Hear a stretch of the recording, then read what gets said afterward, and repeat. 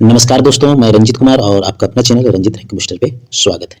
आज हमने general studies का जो 40 क्वेश्चन आपको उत्पाद सिपाही में पूछा जाएगा, आज मैंने उसका मॉक टेस्ट 1 लेके आया हूँ। ठीक है, स्टार्ट करने से पहले मैं बता दूँ आपको कि अगर साइंस टेस्ट आप देना चाहते हैं तो मात्र 49 रुपये में अवेलेबल है, आपको 10 टेस्ट टोटल मिलेगा। ठीक है, तो चलिए स्टार्ट करते हैं। पहला क्वेश्चन है कि जनवरी 2025 में किस आध्यात्मिक नेता को ग्रामीण शिक्षा में उनके कार्य के लिए पद्म विभूषण से सम्मानित किया गया है? तो जग्गी वासुदेव हैं, श्री श्री रविशंकर जी हैं, माता अमृतानंदमयी हैं और स्वामी रामदेव जी हैं। तो आपको ये बताना है कि भाई 2025 में ग्रामीण शिक्षा के क्षेत्र में पद्म विभूषण किसको दिया गया है। ठीक है, तो यह जो मिला है यह आपका माता अमृतानंदमयी जी को मिला है। ठीक है, अगर हम लोग बात करें पद्म विभूषण तो यह भारत का दूसरा सबसे बड़ा नागरिक सम्मान है। ठीक है, ये जरूर ध्यान रखिएगा। और पहला जो सम्मान है वह भारत रत्न, ठीक है, और दूसरा है वह पद्म विभूषण है। यह पुरस्कार कला, सामाजिक कार्य और सार्वजनिक मामलों के आदि के क्षेत्र में आप अगर विशिष्ट सेवा देते हैं, उत्कृष्ट सेवा देते हैं तो आपको पद्म विभूषण दिया जाता है। ठीक है, वहीं अगर 2025 के पुरस्कारों में अगर बात करें तो महिला सशक्तिकरण पर सबसे ज्यादा ध्यान दिया गया है, वहीं ग्रामीण उत्थान पर भी विशेष ध्यान दिया गया है। निम्नलिखित में से कौन सी भाषा केंद्र शासित प्रदेश जो लक्षद्वीप की आधिकारिक भाषा है? तमिल, मलयालम, तेलुगु या मराठी? तो इसका जो आंसर होगा वह होगा मलयालम। क्या होगा? वह होगा मलयालम। ठीक है, लक्षद्वीप में मुख्य रूप से मलयालम बोली जाती है, जबकि मिनिकॉय जो है वह द्वीप महल पर महल भाषा बोली जाती है। वहीं अगर हम लोग बात करें कि आधिकारिक भाषा जो अपने राज्य की होती है वह हमें भारतीय संविधान अनुच्छेद 345 के तहत अपना अधिकार देता है राज्य भाषा बोलने का। ठीक है, वहीं केंद्र शासित प्रदेशों की राजभाषा अक्सर उनके निकटतम राज्यों से प्रभावित होती है। प्रसिद्ध आत्मकथा वेटिंग फॉर ये वीजा के लेखक कौन है? महात्मा गांधी हैं या भीमराव अंबेडकर है या जवाहरलाल नेहरू है या नेल्सन मंडेला है? तो जो वेटर फॉर ये वीजा का लेखक जो है वह आपका है BR अम्बेडकर। कौन है? भीमराव अम्बेडकर इनके लेखक हैं। ठीक है, यह पुस्तक जो है यह आपको अछूत होने के उनके अनुभवों पे आधारित है। कौन सा पुस्तक? वेटिंग फॉर ये वीजा। इस पुस्तक का उपयोग कोलंबिया विश्वविद्यालय में पाठ्य पुस्तक के रूप में किया जाता है।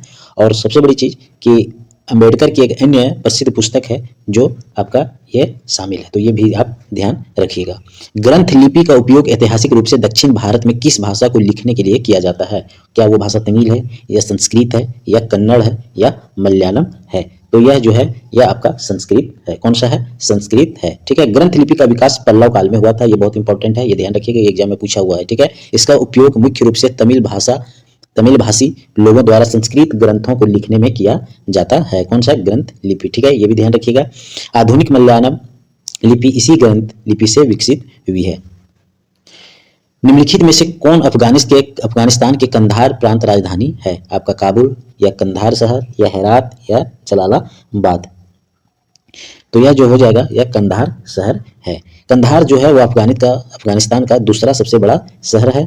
यह शहर अर्गदाब नदी के किनारे है। यह शहर जो है यह आपका अर्गदाब नदी के किनारे कौन सा शहर है? तो कंधार शहर है। अफगानिस्तान की सीमा भारत के साथ सबसे छोटी सीमा लगाती है, वह 106 किलोमीटर। तो ये एकदम बहुत इंपॉर्टेंट है, इसको आपको रट जाना है। पड़ोसी देश जो नेपाल है उसकी मुद्रा क्या है? नेपाली टका है या नेपाली रुपया है या नेपाली नेगुलेट्रम है या नेपाली क्यात है? आपको ये बताना है।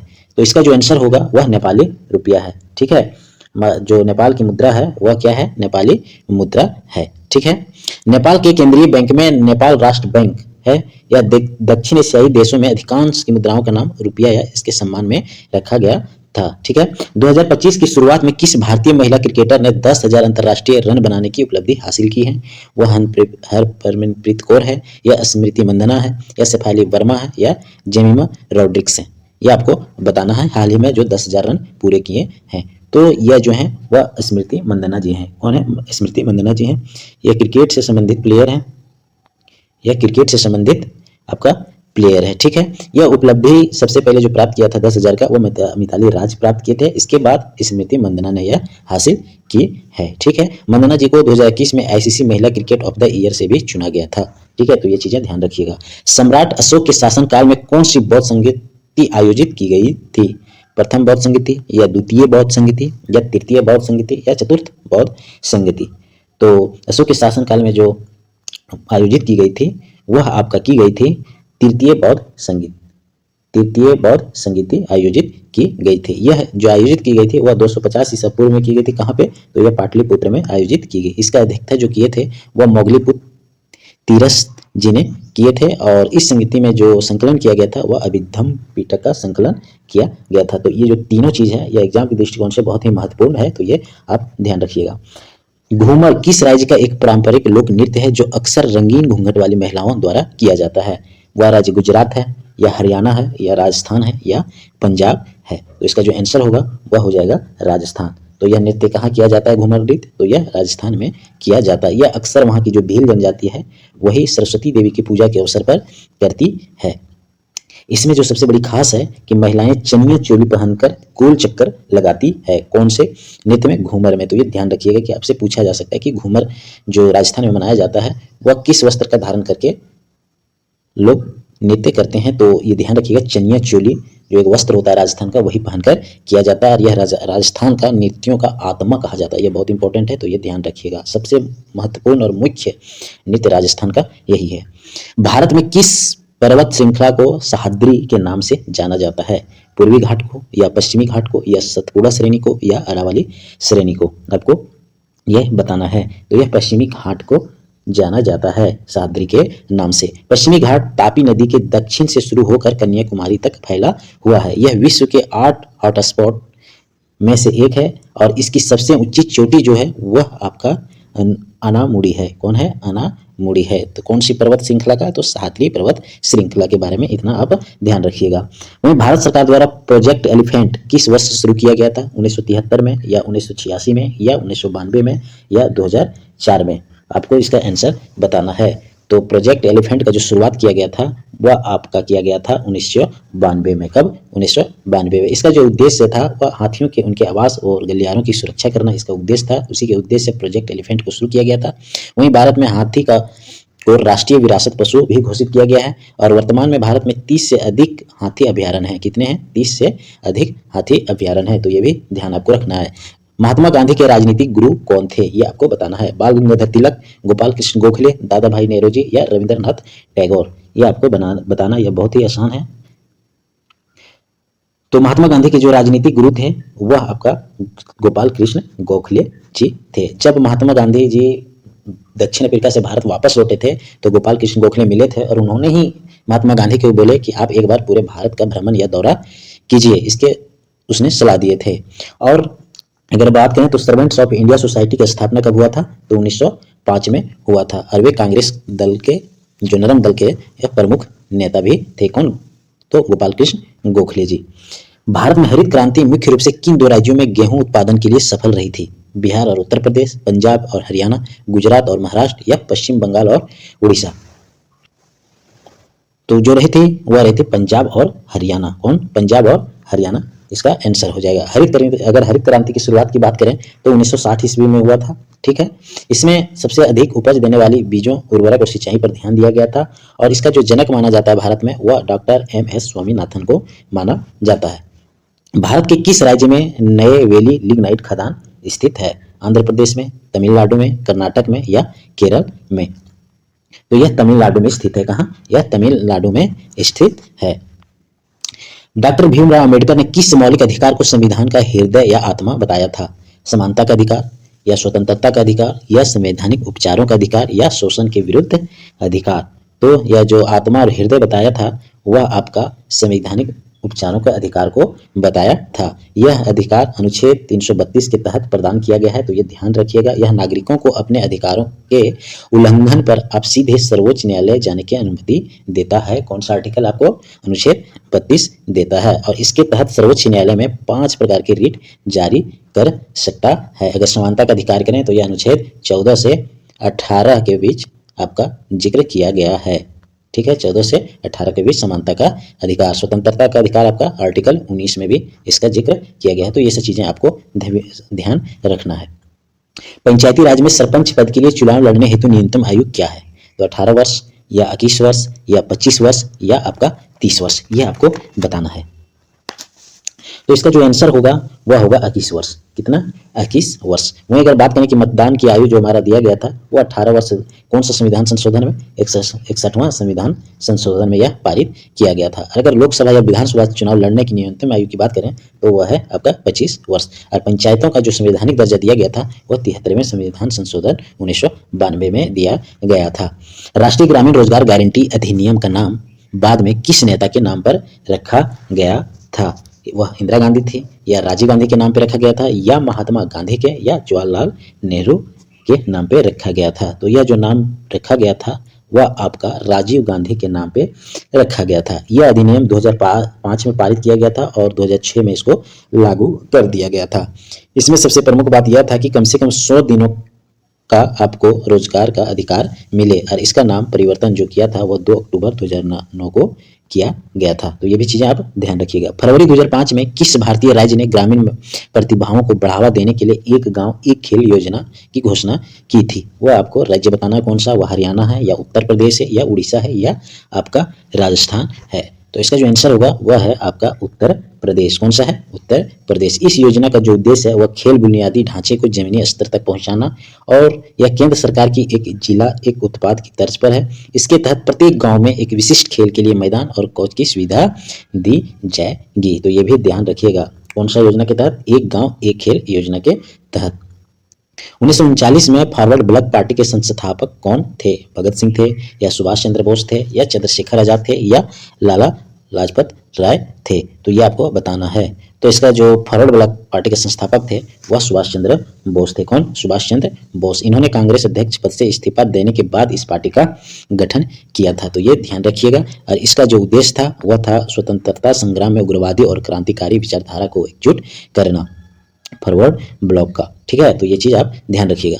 भारत की किस नदी को लूनी के नाम से जाना जाता है? साबरमती, माही, लूनी या घग्गर? तो यह जो लूनी के नाम से जाना जाता है वह लूनी नदी को ही जाना जाता है। यह नदी राजस्थान की अरावली पहाड़ी से निकलती है और यह कच्छ के रण में जाकर विलुप्त हो जाती है। तो ये बहुत ही इंपॉर्टेंट है। ये कितने बार एग्जाम में पूछा गया है कि लूनी नदी कहाँ से निकलती है और कहाँ जाके लुप्त हो जाती है? तो ये अरावली पहाड़ी से निकलती है और कच्छ के रण में जाके लुप्त हो जाती है। तो ये भी बात आप ध्यान रखिएगा। संसदीय अनुमोदन के साथ किसी राज्य में राष्ट्रपति शासन की अधिकतम कितनी अवधि के लिए बढ़ाया जा सकता है? 1 वर्ष के लिए या 2 वर्ष के लिए या 3 वर्ष के लिए या 5 वर्ष के लिए? तो ये अधिकतम जो बढ़ाया जाता है सीमा वह 3 वर्ष के लिए बढ़ाया जाता है। अगर हम लोग बात करें कि राष्ट्रपति शासन जो लागू होता है वह किस आर्टिकल के तहत? तो वह आर्टिकल 356 के तहत राष्ट्रपति किसी भी राज्य में राष्ट्रपति शासन लागू कर सकता है। इसे हर 6 महीने में संसद की मंजूरी की आवश्यकता होती है और 3 साल से अधिक बढ़ाने के लिए संविधान संशोधन की आवश्यकता होती है। तो ये ध्यान आप रखिएगा। किस प्राचीन भारतीय चिकित्सक को शल्य चिकित्सा का जनक कहा जाता है? वह चरक है या सुश्रुत है या धन्वंतरी है या वाग्भट है? तो उन्होंने इसका जो आंसर होगा वह आपका हो जाएगा सुश्रुत। क्या हो जाएगा? सुश्रुत। इन्होंने सुश्रुत संहिता की रचना की। चरक को आयुर्वेदिक का जनक कहा जाता है और सुश्रुत ने उस समय मोतियाबिंद और प्लास्टिक सर्जरी जैसे जटिल क्रियाओं का वर्णन किया था। तो ये ध्यान रखिएगा। लाई हॉर्बा किस राज्य में मनाया जाने वाला एक प्रसिद्ध अनुष्ठानिक त्योहार है? मणिपुर में या मिजोरम में या त्रिपुरा में या अरुणाचल प्रदेश में? तो आपको बताना है कि लाई हॉर्बा जो है यह त्योहार किस राज्य में मनाया जाता है? तो यह मणिपुर में मनाया जाता है। कहाँ? मणिपुर में मनाया जाता है। ठीक है, अगर यह जो मणिपुर में मनाता है ये मतई समुदाय के लोग मनाते हैं। कौन? मतई समुदाय के लोग इसको मनाते हैं। वहीं अगर बात करें संगाई महोत्सव, कौन सा महोत्सव? संगाई महोत्सव। ठीक है, इसको भी मणिपुर में मनाया जाता है। ठीक है, किस नदी को वृद्धा गंगा या बूढ़ी गंगा के नाम से जाना जाता है? कृष्णा नदी या गोदावरी नदी या कावेरी नदी या महानदी? ये आपको बताना है। तो इसे गोदावरी नदी को ही वृद्धा गंगा और बूढ़ी गंगा के नाम से जाना जाता है। कौन सा नदी को? गोदावरी नदी। ठीक है, यह प्रायद्वीपीय भारत की सबसे लंबी नदी है। कौन सा? गोदावरी नदी। इसका उद्गम जो होता है वह महाराष्ट्र के नासिक में श्रवणबेकेश्वर से होता है। कौन सा नदी का? गोदावरी नदी का। इसे दक्षिण गंगा भी कहा जाता है। कौन सी नदी को? तो गोदावरी नदी को। ठीक है, तो ये चीजें आप ध्यान रखिएगा। 1978 के 44वें संविधान संशोधन अधिनियम के द्वारा किस मौलिक अधिकार को मौलिक अधिकारों की सूची से हटा दिया गया था? भाषण की स्वतंत्रता का अधिकार या संपत्ति का अधिकार या सभा करने का अधिकार या धर्म का अधिकार?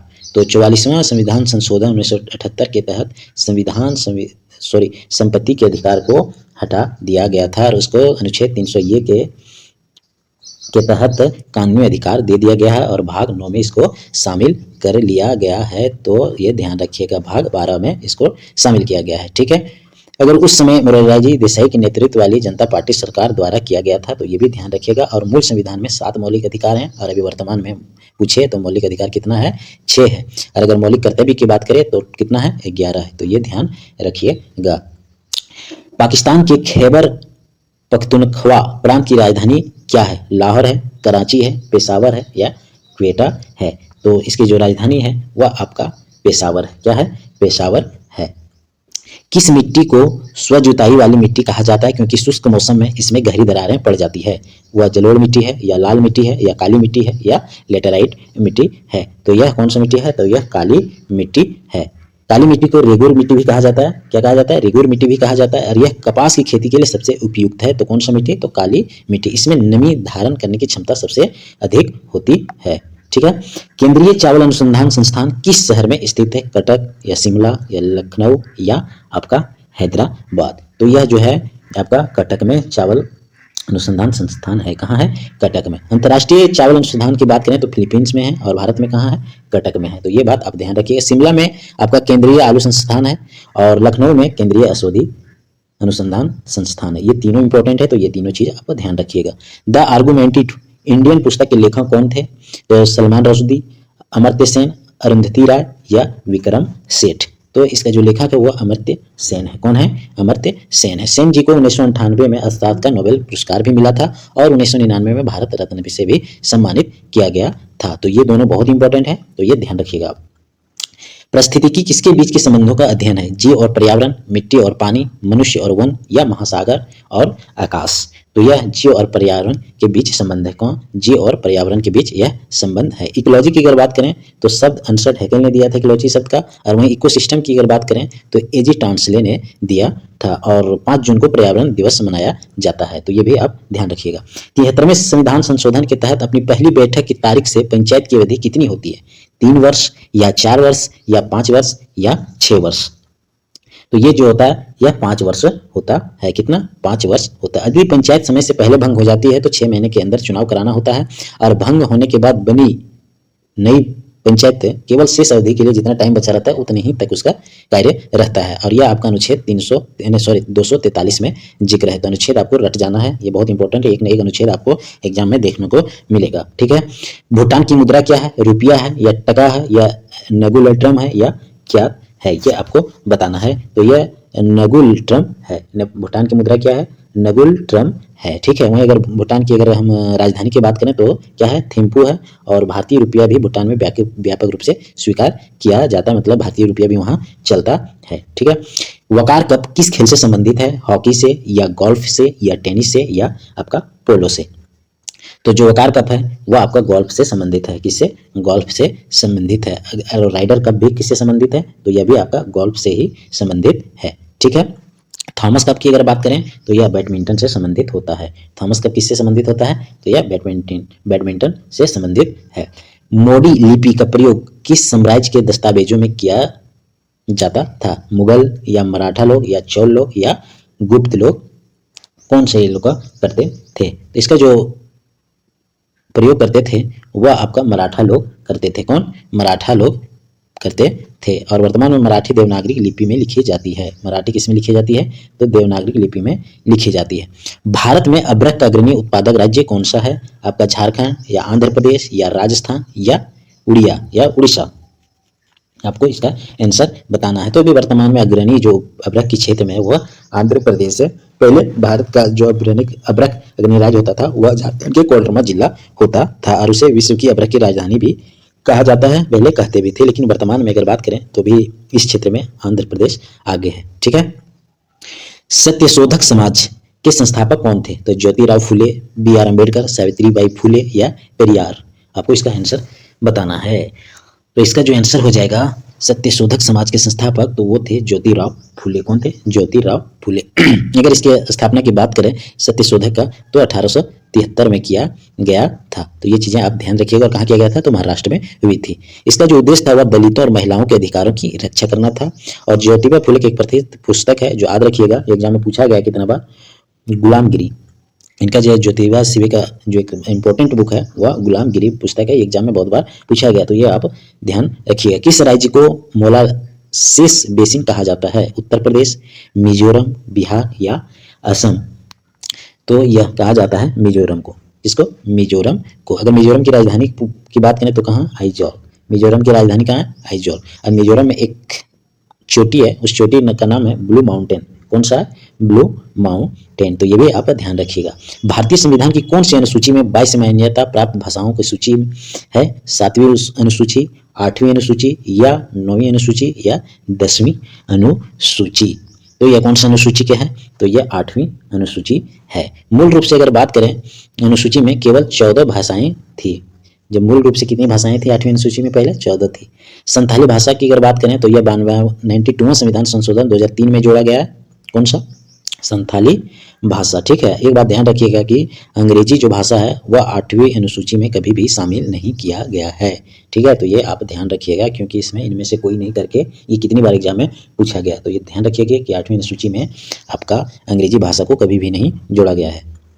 भारत में राष्ट्रीय विस्तार सेवा कब शुरू की गई थी? 1992, 1993 या 1950 या 1947? तो इसका जो आंसर होगा वह 1993 में विस्तार सेवा शुरू की गई थी। इसमें सामुदायिक विकास कार्यक्रम की सहायता के लिए शुरू किया गया था। यह विकास प्रशासन की एक बुनियादी इकाई के रूप में ब्लॉक की स्थापना का आधार बना था। इसका जो उद्देश्य था वह ग्रामीण लोगों के जीवन स्तर को सुधार करना था। 2025 की शुरुआत में भारत के किस राज्य ने अपने सभी ग्राम पंचायतों में 100% डिजिटल साक्षरता हासिल की है? तो वह कौन सा राज्य है? आपको बताना है। केरल है या कर्नाटक है या तमिलनाडु है या गुजरात है? तो यह कौन सा राज्य है? तो यह केरल राज्य है। केरल भारत का एक पहला राज्य है जो पूर्ण रूप से डिजिटल साक्षर राज्य है। तो यह आपको ध्यान रखना है। ठीक है। अब स्कोर कार्ड की बात करते हैं। अगर इस सेट में अगर आपका 35 से 40 क्वेश्चन सही है तो आपकी बहुत अच्छी तैयारी है, आपकी सिलेक्शन होना पक्का है। अगर 30 से 35 है तो भी बहुत अच्छा है। रिवीजन लगातार करें। 30 से 35 भी स्कोर बहुत अच्छा होता है जीएस में, क्योंकि जीएस आपको पता ही समंदर है, इसका कोई अता पता होता नहीं कहाँ से कब कब प्रश्न पूछ दे। ठीक है। और 20 से 25 है तो अभी कठिन जो आपकी टॉपिक है उसको बराबर आप उसको रिवीजन करते रहें। ठीक है। अब मैं आपको बार बार बोलता हूँ कि जब भी आप मॉक टेस्ट लगाएं, जहाँ भी गलती हो रहा है उस टॉपिक, और सबसे ज़्यादा आप मॉडर्न हिस्ट्री पे अब सबसे ज़्यादा ध्यान दीजिएगा। आप मुद्रा, लेखक, राज्य, राजधानी, पड़ोसी देश की सीमाएं, ये सब आप कर लीजिएगा। आपको एक एक प्रश्न यहाँ से देखने को मिलेगा। ठीक है। पंचायती राज से, ठीक है, पंचवर्षीय योजना से जो इंपॉर्टेंट है। हम हालांकि हर मॉक टेस्ट में आपको पूर्ण सिलेबस के तहत लाते हैं और पूरी सिलेबस को कवर करते हैं। आप जहाँ भी जो भी प्रश्न आप गलती कर रहे हैं, सिर्फ आपको जाके उस टॉपिक को पढ़ना है। अगर राजधानी से गलती हुआ तो आप राजधानी को रिवीजन कीजिए। अगर पुस्तक से, लेखक से गलती हुआ तो जाके वहाँ से आप रिवीजन कीजिए। मैं पूरा सिलेबस के अनुसार ही क्वेश्चन लेके आता हूँ। पूरी सिलेबस कंप्लीट रहती है आपको। तो मेरे पास मॉक टेस्ट लगाने का यही फायदा है कि पूर्ण सिलेबस का आपका रिवीजन हो जाएगा। ठीक है। तो चलिए, अगर आज की वीडियो पसंद आया हो तो शेयर सब्सक्राइब जरूर कीजिएगा। और मेरा टेलीग्राम चैनल है जो रंजित रैंक बूस्टर, उससे जुड़िएगा। अगर आप साइंस का टेस्ट देना चाहते हैं तो 49 रुपये में अवेलेबल है। जल्दी करें क्योंकि एग्जाम बहुत नजदीक आने वाला है। ठीक है। और ये टेलीग्राम का लिंक दिया हुआ है, यूट्यूब चैनल ये है, तो आप इसे शेयर और सब्सक्राइब जरूर कीजिएगा। तो चलिए, आज की वीडियो यहीं पे समाप्त करते हैं।